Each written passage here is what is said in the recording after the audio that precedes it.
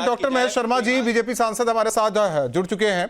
Doctor Mahesh Sharma ji, सबसे बड़ी समस्या देखा जाए अगर नोएडा की बात करें तो जाम की समस्या, लेकिन उसके पीछे जो वजह निकलकर सामने आ रही है, हमारे सहयोगी आपको बताएंगे अनिल कि उसके पीछे उन्होंने क्या पाया है और वो उनके कुछ सवाल भी हैं।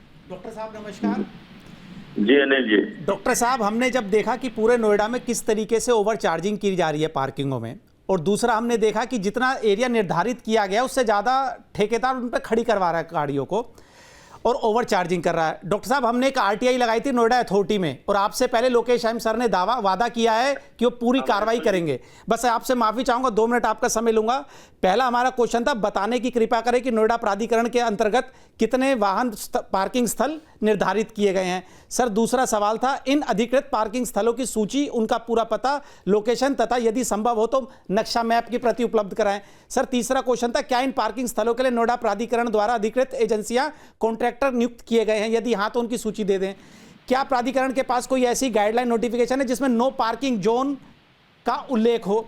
इसकी सूची दे दें। क्या 2024 से अब तक अवैध पार्किंग ठेकेदारों के खिलाफ अभी तक कोई कार्रवाई हुई? उसकी सूची दे दें। सर, इसका जवाब जो आरटीआई में ऑनलाइन आना था सर, उसका जवाब आया, सूचना संकलित नहीं है, आवेदनकर्ता एनटीसी कार्यालय में किसी भी कार्य दिवस में उपस्थित होकर प्राप्त कर सकता है। सर, अगले दिन हम गए, अगले दिन सर हम जब गए, मेरे सहयोगी अमित चौधरी और मैं गया, सर 6 पेज का एक कागज दे दिया जाता है, एक भी सवाल, जो 5 सवाल थे, एक भी सवाल का जवाब नहीं दिया जाता सर।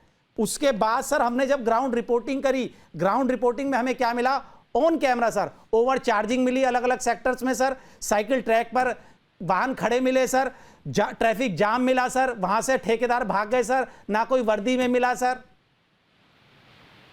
और निर्धारित एरिया से भी ज्यादा पार्किंग घेर रखी है सर। मैं भी इस शहर में लगभग 42 वर्षों से रह रहा हूँ, और जरूरतों के अनुसार से जितनी पार्किंग की जरूरत थी, जितनी पार्किंग की व्यवस्था होनी चाहिए थी, वो शायद हम ना तो हमारे जिससे पहले जो प्लानर्स थे वो इसकी कल्पना कर पाए, और ना उस जिम्मेदारी को उन्होंने निभाया। आनन फानन में व्यवस्थाएं हुई, मल्टी लेवल पार्किंग, पार्कों के नीचे पार्किंग, और ये सब व्यवस्थाएं हुई, और ये जो आप तीनों विषय आ रहे हैं ये सबके संज्ञान में है कि ठेकेदारों की अनियमितताएं, ठेकेदार अपने जितना एरिया उनको अलॉटेड होता है उससे ज्यादा एरिया में पार्किंग कर लेते हैं, ये सब हम लोगों के संज्ञान में भी है। अच्छा किया है आपने इस विषय को नोएडा सीओ के संज्ञान में लाए हैं।